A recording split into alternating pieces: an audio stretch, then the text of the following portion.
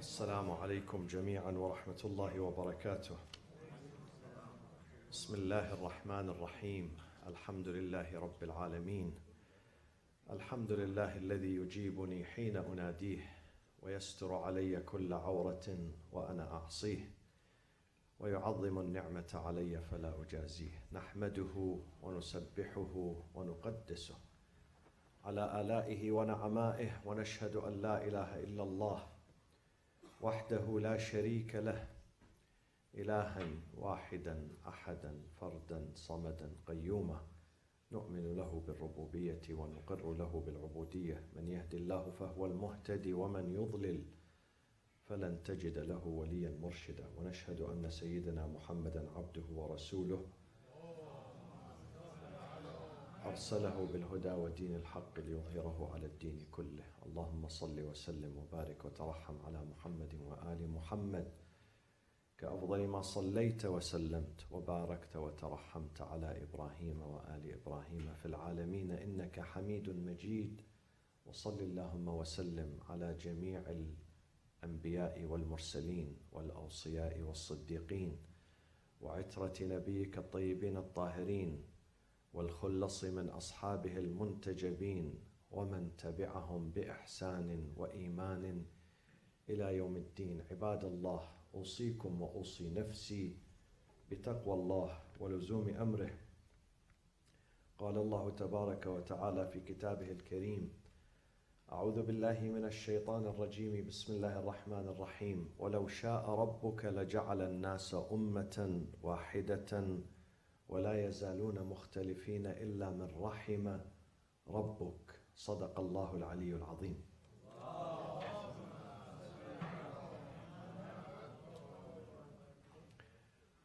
How to make our societies more prosperous and more harmonious.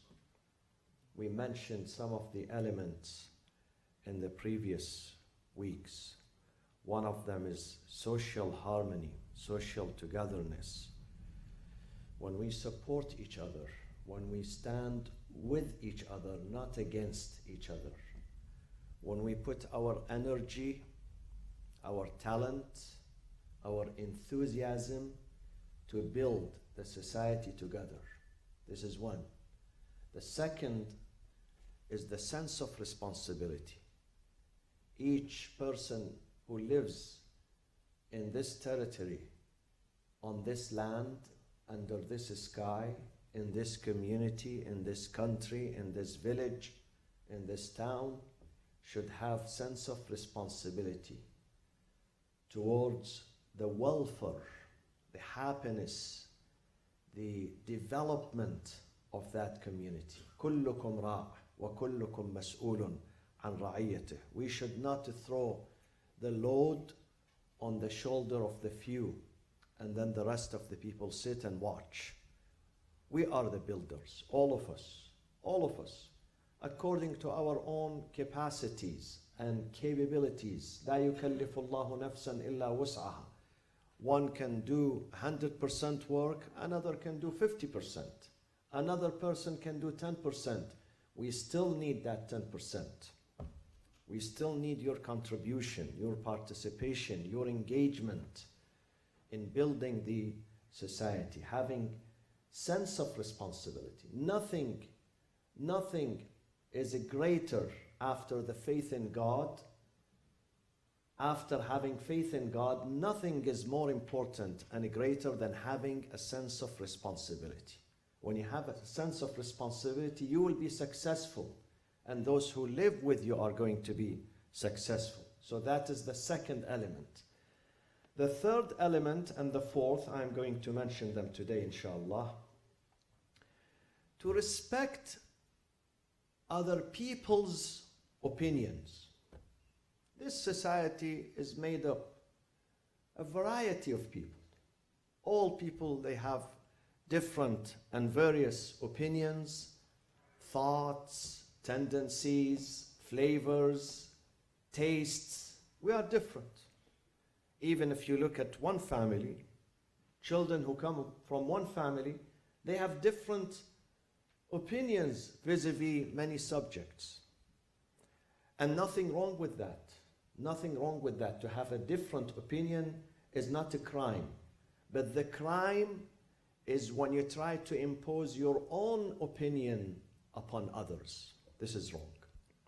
We should not do this.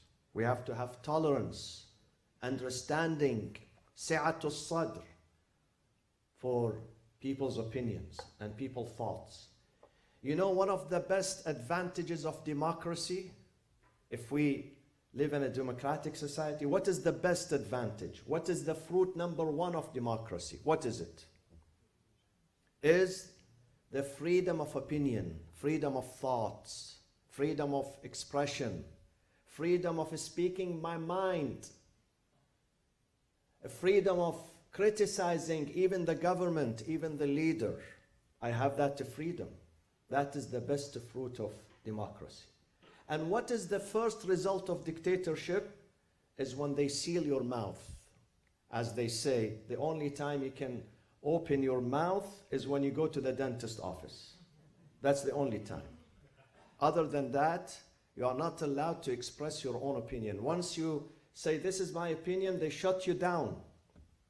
This is the major feature of dictatorship and totalitarian regimes. There is no free press, no free expression, no free speech, no free movement. You have to please the leadership, the government. Anything outside what the leader or the leaders or the government likes, anything outside that is considered anti-regime. You are anti-God, you are anti-regime, you are anti-Islam, you are anti-Christianity, you are anti... This is not right. This is not right. One day, Amir al-Mu'mineen was giving a speech in his mosque. He was giving a speech. One of the Kharijites was listening to him. In Kufa, there were Kharijites, Khawarij, and they used to come to the mosque. Amir al-Mu'mineen said, we do not ban them from coming to the mosque unless they carry the weapon. If they carry a weapon and they incorporate violence against the citizens, we ban them. Other than that, if they want to come and participate in the mosque in our society, they are welcome. لا نمنعهم مساجد الله. The homes of God, these are the houses of God. These are not private property. Does not belong to a person or association. وَأَنَّ الْمَسَاجِدَ لِلَّهِ. The owner is God. And every creature has the right to come. So Amir al-Mu'mineen said, allow the Khawarij to come. One day he was giving a speech. One of the Kharijites stood and with a loud voice, he said, Ma akfarahu. Ali ibn Abi Talib is kafir. Is the biggest kafir. So many people jumped on that person and they took off their swords and they were about to cut him into pieces. Amir al-Mu'mineen said, no, don't do that. Don't do that. He expressed himself. إنما هو سب بسب أو عفو عن ذنب. Either if you are angry at him, you want to retaliate, which is not good. But even if you want to retaliate, he said something bad, say something bad to him. Or if you want to be a good citizen of God, وَعَفْوًا عَنْ ذَنْبٍ, forgive him, forgive his sins. Amir al-Mu'mineen did not shut him down. He said, let him express himself. He is frustrated. He's unhappy with me. Let him say what he wants to say. He's not going to destroy your society. Allow him to speak. Sometimes, my friends, it is healthy and good for us to listen to the criticism of the people. It's healthy. It makes you revisit yourself, revise yourself. You go home and you say, today someone said this to me. Maybe he's right. Let me look into myself. Maybe I'm not following the right path. Maybe I'm doing something wrong. So not every criticism should be damaging to us. Don't get annoyed, frustrated when someone tries to criticize you or gives you a piece of advice. Welcome him. Welcome the nasiha. Especially if that person, he loves you, he cares about you, he cares about the society. He doesn't want to hurt you. Let's welcome the nasiha. Let's have an open heart for that. Even if some people, sometimes they say the right thing, sometimes they say the wrong thing. It's okay. One of the main features of Imam Ali's policy was tolerance. He tolerated in Kufa. Kufa was the hub of many religions, many doctrines, many ideas. Some of them were dangerous ideas. Ali ibn Abi Talib said, freedom of expression. Islam says we can hear the voices from here and there. الَّذِينَ يَسْتَمِعُونَ الْقَوْلِ. Then they weigh it in. They analyze it. فَيَتَّبِعُونَ أَحْسَنَهُ. Then they follow the best. So, in a prosperous society, we have to listen to others, and we should not feel insecure. When someone criticizes you, do not feel insecure. Only those who are insecure, they don't allow others to express themselves. They shut them down. In an Islamic society, prosperous society, people have a freedom to express themselves. God says, I could have made you one language, one color, one path, one thought, one opinion, and one taste. But I didn't do that. وَلَوْ شَاءَ رَبُّكَ. If your Lord has willed, He would make people speak one language, one mentality, one thinking, one idea, one doctrine, one aqidah, but He didn't do it. He didn't do that. He gave us a freedom of choice to choose my way. But then there is accountability, of course. God says here, freedom of choice, but be careful not to make the wrong choice, because there is accountability there, responsibility there. وَلَوْ شَاءَ رَبُّكَ لَجَعَلَ النَّاسَ أُمَّةً وَاحِدًا. One group, one thinking, one mentality, but He didn't do that. وَلَوْ شَاءَ رَبُّكَ لَجَعَلَ النَّاسَ أُمَّةً وَاحِدًا وَلَا يَزَالُونَ مُخْتَلِفِينَ. His policy is to give them freedom of choice, so they are different from each other. Different. And through these differences, we learn a lot. Through the different opinions, different thoughts, we learn from each other. So that is the third element. Respecting the third element of a prosperous society. Respecting people's opinions, and don't impose your own taste, your own will, your own idea on others. Not even on your wife and your children. The best family is the family where the father is democratic. And he consults with his children. When they discuss an idea, he does not impose. He says, yes, I want you to follow this. He doesn't give a military orders. Don't be a military man in your family. Don't be a military man. Neither the mother, nor the son, nor the daughter. We have a freedom of expression. Yes, we encourage, we teach, we guide, we advise, but we don't impose. Number 4. The fourth element of a prosperous society, strong society, is a stability. Every society, in order for it to grow, to develop itself, to bring about harmony and happiness, it has to be stable. And stability has many forms. Number 1 stability is economic stability. Because when someone is hungry, he's not going to listen to anyone. He's not going to listen to God. He's not going to listen to the Prophet. He's not going to respect the Quran. If someone is hungry, he doesn't have food to give his children, don't ask him to follow this book. Don't ask him to pray. Don't ask him to be honest. Don't ask him not to steal. Don't. This is what God says. God says, I would not ask people to worship me before I provide them with the necessities of this life. God said to Adam, Adam, come live in paradise. Before I ask you to worship me, I'm going to provide you with 4 things. I'm going to provide you with these 4 things, then I'm going to ask you to be responsible. If I don't give you these 4 things, if I give you 3 of them, I don't give you the 4th, I'm not going to hold you responsible. Inna laka, this is in Surah Taha. Inna laka alla taju'a fiha wa la ta'ra wa annaka la tadhma'u fiha wa la tadha. We give you food, drink, shelter, clothing, then I ask you to worship me. If I don't provide you with these things, I'm not going to ask you to worship me, because you can't focus. You can't concentrate on anything.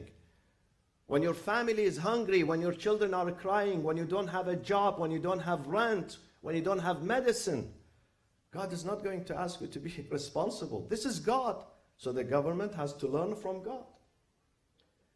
We have to provide economic security. I said this many times. If you want to enjoy your life, you have to feed your neighbor. If your neighbor is suffering, you are not going to enjoy your life. If there is someone suffering in your community, you are not going to lead a happy or a stable life. So economic prosperity is the most important priority in any society. No society can move forward. No society can advance without economic growth and economic stability. Amir al-Mu'mineen says, عجبت للفقير كيف لا يخرج على الناس شاهرا سيفه. I wonder how this poor person who's hungry, homeless, doesn't take his sword and goes to the society and then he hits the people with his sword. If he does this, he's okay. I would not blame him. I would not blame him. So this is number 1, economic society. You know, many of those who were exploited by ISIS, Al-Qaeda, and other terrorists, you know, Taliban in Somal, the Shabab and others, many of them, they had no jobs. They had no future. They had no college degree. Many of them, not all, many of them, they had no future. No marriage, no house, no family, no life, no hope. So they exploited them. They said to them, come, we give you $100, $200 a month. This is what happened in Iraq. They give them $200 a month. You go and fight. And if you get killed, the Prophet is waiting for you there. He wants to eat. He's going to wait until you come. You join him. You dine with the Prophet. And 70 Hur al-Ain are welcoming you. This is how they brainwashed them. Because they were hungry. They had no future. They had no jobs. A person who has a job, who has an income, he would respect himself. He would not go and join terrorist organizations. So in an Islamic society, we have to take care of people's needs, economic needs. This is our responsibility. God says, I don't want the money to be gathered and monopolized in the pocket of a few, and then the rest are hungry. This is not good. لكي لا يكون دولة بين الأغنياء منكم. Only the rich, they enjoy the money, and the rest, 90% of the society, are in the street. This is not good. The second type of stability in any society, الاستقرار الأخلاقي والديني. The moral stability, when you maintain Islamic and moral values in the society. Moral values for men and women. In some countries, only women have to observe hijab, but men are free to do anything. This is not right. For men and women. وَالْمُؤْمِنُونَ وَالْمُؤْمِنَاتِ بَعْضُهُمْ أَوْلِيَاءُ بَعْضٍ. Men and women, they both protect each other. They both maintain Islamic morality, Islamic ethics, human values. Because without this, again, we're going to have a problem. If there is crime, if there is a prostitution, if there is a drugs, if there is alcohol, you cannot control the society. As a result of that, you see many people sleeping in the streets.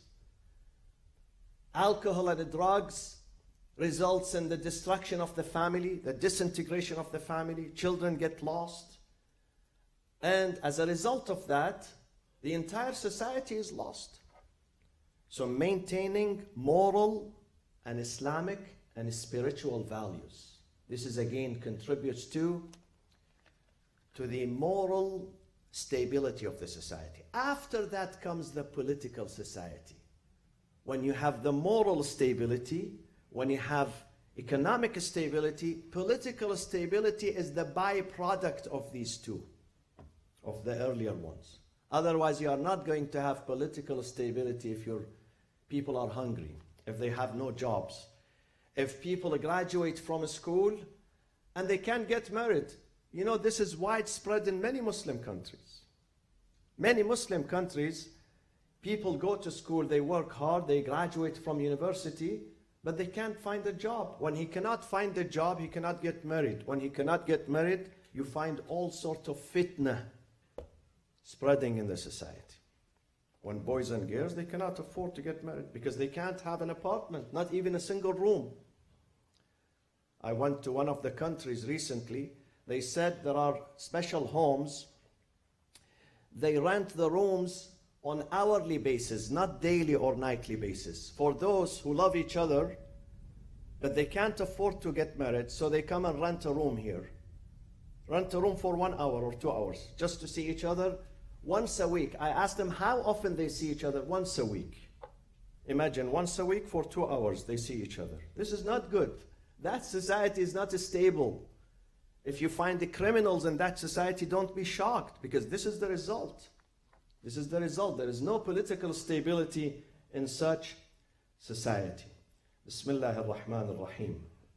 وَالْعَصْرِ إِنَّ الْإِنسَانَ لَفِي خُسْرٍ إِلَّا الَّذِينَ آمَنُوا وَعَمِلُوا الصَّالِحَاتِ وَتَوَاصَوْا بِالْحَقِّ وَتَوَاصَوْا بِالصَّبْرِ وصلى الله وسلم على سيدنا محمد وأهل بيته الطيبين الطاهرين.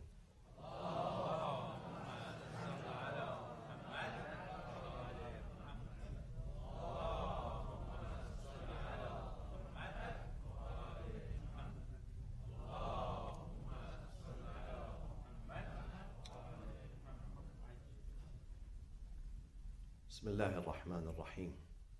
الحمد لله رب العالمين، نحمده ونسبحه ونقدسه على آلائه ونعمائه، ونشهد أن لا إله إلا الله وحده لا شريك له، وأن سيدنا محمدا عبده ورسوله أرسله بالهدى ودين الحق ليظهره على الدين كله. اللهم صل وسلم وبارك وترحم على محمد وآل محمد كأفضل ما صليت وسلمت وباركت وترحمت على إبراهيم وآل إبراهيم في العالمين إنك حميد مجيد. وصل اللهم وسلم على خلفاء نبيك وأوصيائه وأهل بيته وأحبته، علي أمير المؤمنين وقائد الغر المحجلين، وعلى البضعة الطاهرة فاطمة الزهراء سيدة نساء العالمين، وعلى سبطي نبي الرحمة وسيدي شباب أهل الجنة الحسن والحسين عليهما السلام، وعلى علي بن الحسين ومحمد بن علي وجعفر بن محمد وموسى بن جعفر وعلي بن موسى ومحمد بن علي وعلي بن محمد والحسن بن علي والخلف الهادي المهدي، عجل الله تعالى فرجه وسهل مخرجه وجعلنا من أنصاره وأعوانه. عباد الله، أوصيكم وأوصي نفسي بتقوى الله ولزوم أمره. قال الله تبارك وتعالى في كتابه الكريم: أعوذ بالله من الشيطان الرجيم، بسم الله الرحمن الرحيم، وأن هذا صراطي مستقيما فاتبعوه ولا تتبعوا السبل فتفرق بكم عن سبيله. صدق الله العلي العظيم.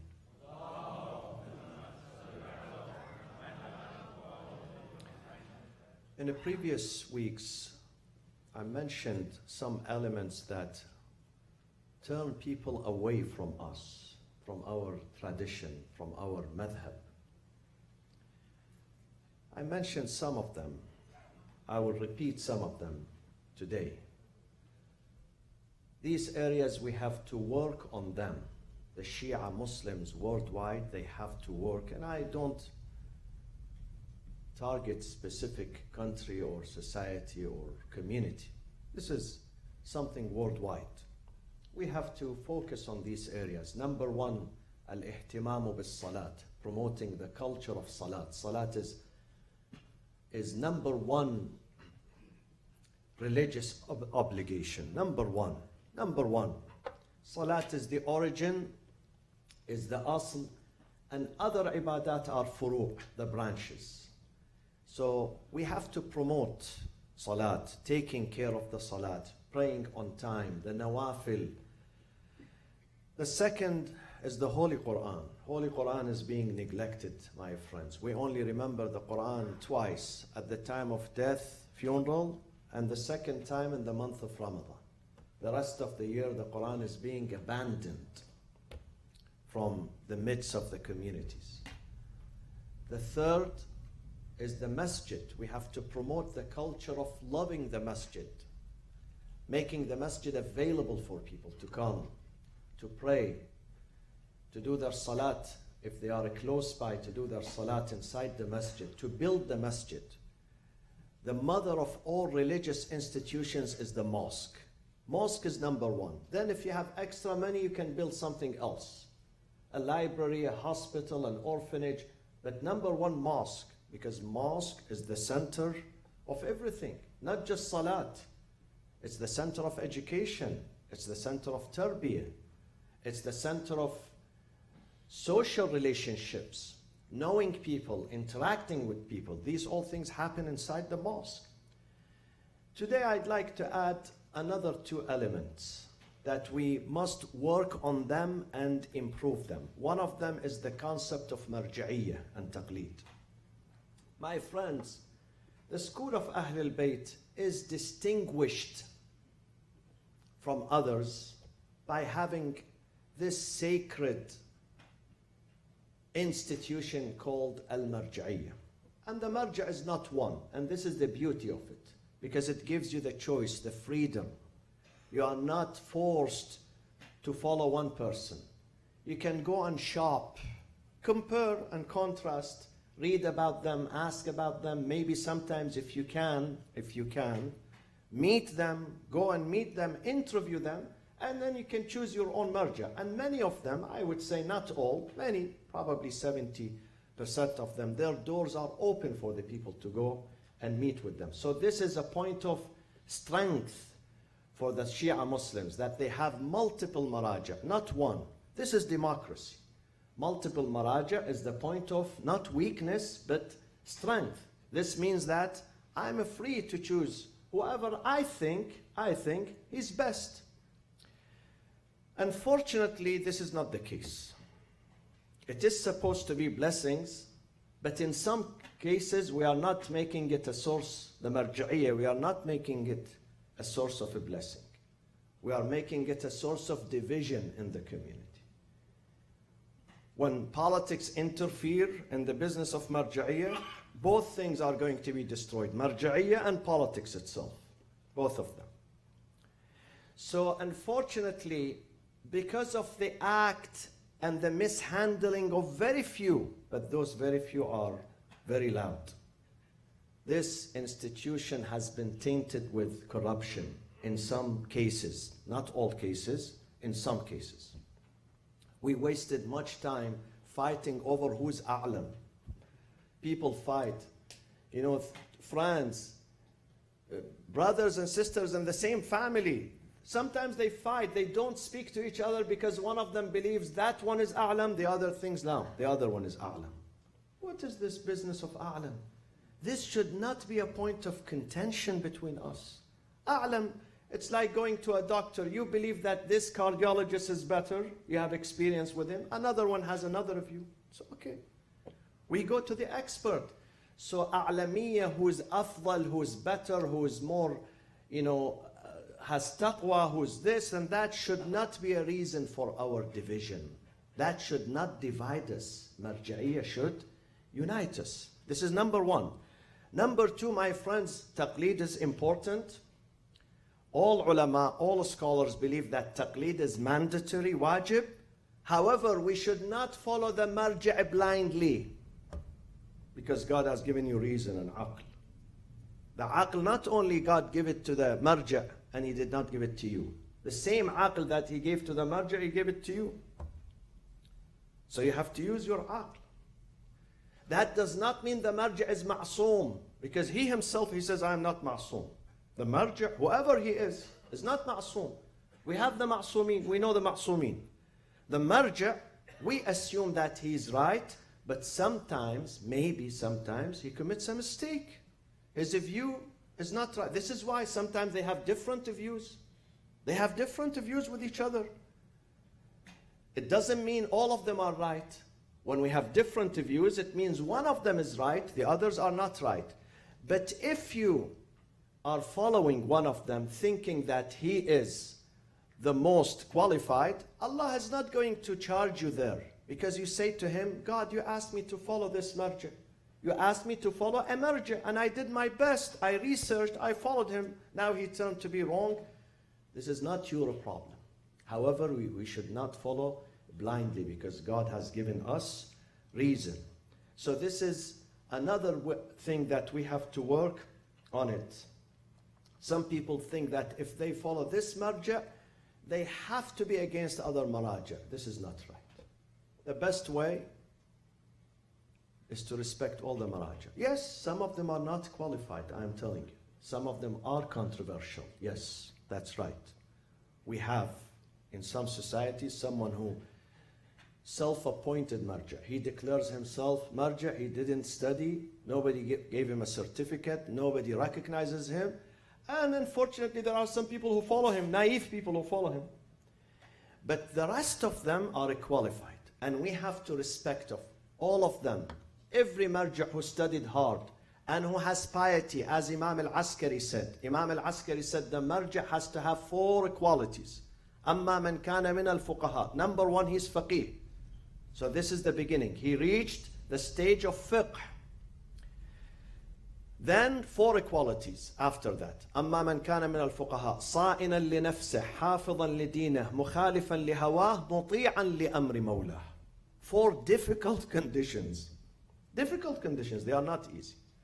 If he has control over himself, if he puts religion above everything else, if he goes against his desire, مخالفا لهواه مطيعا لأمر مولاه, follows his Lord. فعلى الناس, then upon the masses to follow that person in taqlid. If you find these 5 qualities beside fiqh, number 1, beside being a real expert, which is number 1, if you find the other 4, then you may follow. And we have to respect. We do not bring partisanship into marja'iyah. Once partisanship and politics infiltrates this institution of marja'iyah, that institution is going to be corrupted. So this is the area number, number 5 or 6 that we have to work on. And I have one more thing before I conclude. What is Shi'ism? Some people think that Shi'ism is cultural Shi'ism. As long as I believe in Imam Ali being the successor of the Prophet, I love him, I hate his enemies, I have, multiple visa, 10-year visa to paradise. This is not right, my friends. Shi'ism is a practice, not only belief. Belief would not help. Belief does not even help the Prophet himself. Belief only does not help Imam Ali himself or Fatima al-Zahra herself. Belief has to be joined by behavior, by practice, practicing what you believe. This is real Shi'ism. The first one is cultural Shi'ism. We have cultural Muslim, cultural Jew, cultural Christian, but not a practicing, not real, not genuine. Ahlul Bayt, they want us to be genuine, to practice Shia Islam, not just to claim it. It's not a title, it's a behavior. It's a relationship in our life. Imam al-Baqir says to one of his disciples, بَلِّغْ شِيعَتَنَا مِنِّي السَّلَامِ. When you go back home, give them my salam and my greetings and tell them, وَأَعْلِمْهُمْ, let them know, أَنَّهُ لَا قَرَابَةَ بَيْنَنَا وَبَيْنَ اللَّهِ عَزَّ وَجَلَّ. We are not the relatives of God. God does not have relatives. وَلَا يُتَقَرَّبْ. The only way to get close to Him, not through blood, not through family, إِلَّا بِالطَّاعَةِ, through obedience. We are close to God not through blood. God does not have a blood. God does not have a family. We are close to Him through obedience, strict obedience. This is how you get close to God. Another hadith, Imam al-Baqir, أبلغ شيعتنا أنه لا ينال ما عند الله تعالى إلا بعمل. You cannot get what God has saved for you there except through amal, through work, not only theory. Don't think that if you go to the masjid once a year in Ramadan or in Ashura, you receive the salvation and you are Shi'at Ali and they're going to push you inside paradise. This is wrong. This is wrong. We have to struggle every day. Shi'ism, Tashayyu', is a daily struggle to better ourselves, to keep ourselves on the right path. This is the real Shi'ism. And one last hadith of Imam al-Sadiq alayhi salatu wassalam. لَيْسَ مِنْ شِيعَتِنَا. He's not of our Shia. مَنْ يَكُونُ فِي مِصْرٍ. Someone who lives in Misr means a community, country, a community. وَفِيهِ الْآلَافِ. And in that community there are thousands of people, the population of that town, thousands of people, and then there is someone who's more religious than him, more practicing than him. That person should not call himself a Shia. Imam al-Sadiq says, if you want to be a Shia, you have to be the best in terms of manners, in terms of faith, in terms of piety and righteousness. You have to be number one in that town. Once you are number one in your behavior, then you can call yourself the Shia. We have to work on these ideas, my friend. We have to work. We came to this country, we left our traditional countries. We came to a new society. A new society means a new opportunities, new future for us and for our children. I don't say a new religion, no, but a new behavior, a new understanding of Islam. Leave, break free from the traditional understanding. People back home, they go to the mosque. There are mosques, adhan, Ramadan, celebrations. But when you go to the market, as if this is not an Islamic society. Where is Islam in the market? Where is Islam in the family? Where is Islam in the neighborhood? It's missing. We need an Islam which is visible everywhere, every corner, especially in the heart, in the family, in the market, not just in the masjid.